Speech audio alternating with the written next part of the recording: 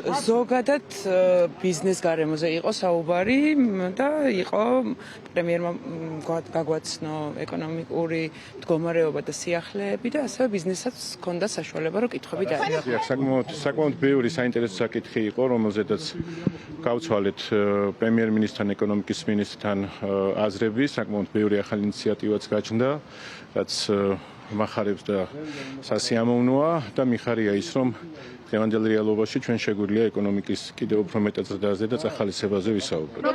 ინიციატივები იყო თითქმის პრაქტიკულად ყველა ძალიან ბევრ სეგმენტში, იყო ჯანდაცვის სექტორშიც, დეველოპმენტის სექტორშიც, იყო ტრანსპორტის სექტორშიც, მომსახურების სფეროშიც, ასე რომ საკმაოდ ბევრია, რომელზედაც ახლა ცალკეულად საუბარი გამიჭირდება. მე ვერ გავაკეთებ პოლიტიკურ განცხადებებს, ვერ შევალ ამ თემაში, ნებისმიერი თემა, რომელიც ახლა პოლიტიზირებისთვის შეიძლება იყოს გამოყენებული, ამაზე კომენტარს ვერ გავაკეთებ. შემეკითხეთ ეკონომიკურ საკითხებზე, მზარდ გიპასუხოთ.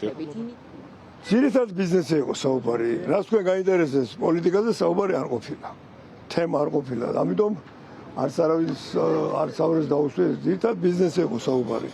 გამოწვევი საინტერესო იყო, რომ როგორ გავახმოვრო არ ვიცი, იმის შეიძლება ხერხულია, მაგრამ ოპტიმიზაცია იქნება, უსაქმურების შემცირება იქნება, სახელმწიფოში ბევრი უსაქმური ყოფილა.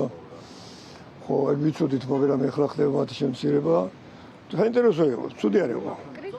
მე ვფიქრობ, რომ პრემიერ-მინისტრს უნდოდა, რომ ბიზნესმენების წინაშე გამოეხადა, პირველ რიგში გადაგვიხადა სათვალთვალოს პირველად, რაც ჩემი თავი მახსოვს გადასახადების სწორ გადახდაში, ბიუჯეტის შევსებაში.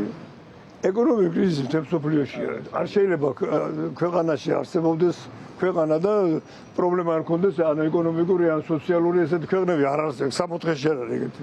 როგორ შეიძლება თქვა რომ ქვეყანაში არ არსებობს კრიზისი. მე გეტყვით რომ ხაზარაძე მამუგაზდა ხარ იყო გორებიკო მამუგაზდა ბადი ჩემი მეგობრები არიან და განვიცით ძალიან ამ თემას. ხშირად ვსაუბრობ, მაგრამ ფორმას გააჩნია სად უნდა ილაპარაკო ამ თემის გარშემო. ეს ფორმატი არ ყოფილა დღეს.